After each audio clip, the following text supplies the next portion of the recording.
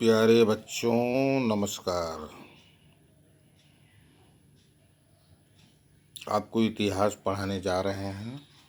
अच्छा, आप लोगों को तो ये पता होगा कि इतिहास किसे कहते हैं। इतिहास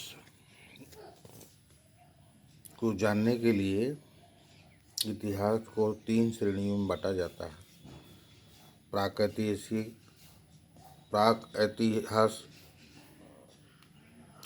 आद्य इतिहास और इतिहास। जिस बात का लिखित साक्ष्य मिले, लिखित अभिलेख मिले, उसे हम इतिहास कहते हैं। गांधी जी ने कब आंदोलन चलाया, इसका लिखित अभिलेख उपलब्ध है, इतिहास है। तो कल हम आपको इतिहास का पार्ट 2 प्रिंटेड मटेरियल प्रेषित किए थे। आज उसी पे आपको प्रश्नोत्तरी कराने जा रहे हैं, लेकिन एक बार वीडियो के माध्यम से पाठ को पुनः प्रेषित कर दे रहे हैं। कृपया आप सरसरी नज़र इस पे दौड़ा लें।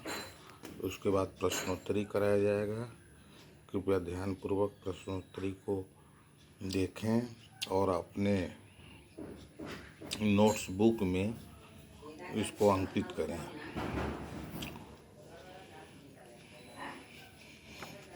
कक्षा 8 इतिहास पाठ 2। पाठ 2 है भारत में अंग्रेजी राज्य की स्थापना। इसे आप YouTube को या वीडियो को पॉज करके आसानी से देख सकते हैं। पाठ के दाहिनी ओर ऊपर बार कोड जो दिया गया है, उस बार कोड को दीक्षा ऐप से स्कैन करके इस पाठ के बारे में विस्तृत जानकारी आपको मिल सकती है।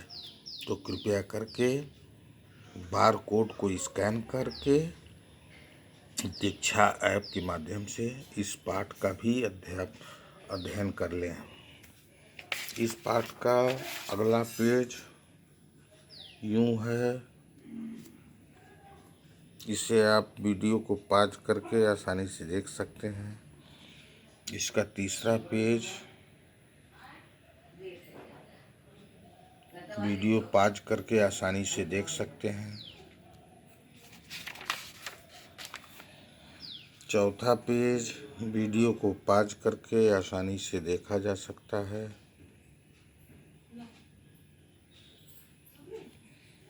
अगला पेज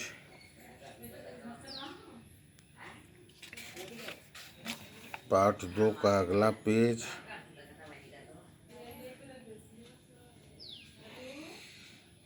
पार्ट 2 का अगला पेज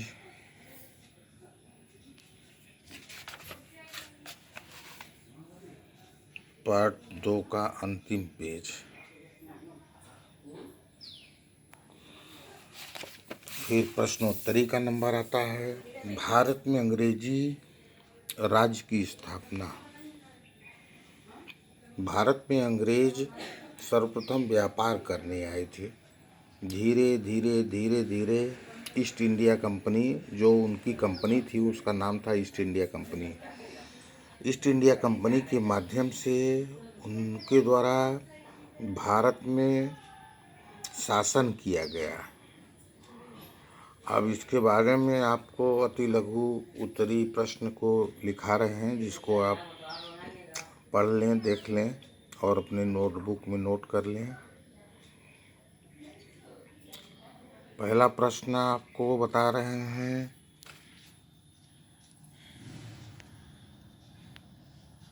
उपनिवेश राज्य क्या है? तो इसका अर्थ है, जब एक देश के लोग किसी दूसरे देश पर अपना वर्चस्व अधिकार स्थापित कर लेते हैं, तब दूसरा देश पहले देश का उपनिवेश देश बन जाता है। जैसे इंग्लैंड देश का भारत देश उपनिवेश था। आपको बताया गया है कि अंग्रेज भारत पे अपना आधिपत्य जमा लिए थे।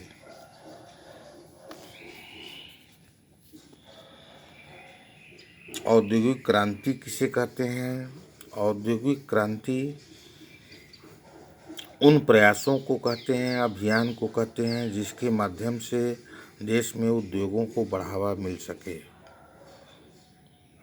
इंग्लैंड भारत में क्या क्या खरीदता था? तो इंग्लैंड भारत से नील, पटसन, अफीम, गन्ना, चाय, कहवा इत्यादि वस्तुएं खरीदने का काम करता था। भारत में ईस्ट इंडिया कंपनी किस देश की कंपनी थी? भारत में ईस्ट इंडिया कंपनी इंग्लैंड देश की कंपनी थी। भारत में स्थापित फ्रेंच ईस्ट इंडिया कंपनी किस देश की कंपनी थी? तो ये कंपनी फ्रांस की थी। यानी फ्रांसीसी भी हमारे भारत में आए थे व्यापार करने और अंग्रेज भी आए थे।